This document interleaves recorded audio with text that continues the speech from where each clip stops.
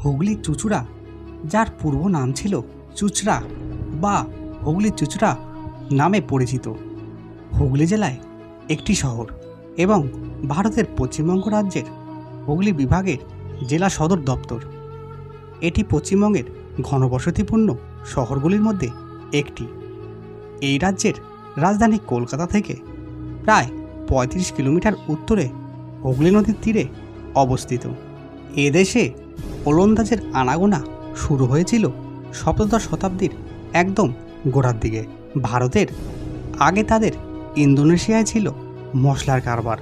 ১৫৭৯ সালে পর্তুগিজরা উগলিম শহর প্রতিষ্ঠাতা করে, কিন্তু ভুরসুতের মহান রাজ্যের রূপে এই জেলায় হাজার হাজার বছরের ঐতিহ্য রয়েছে।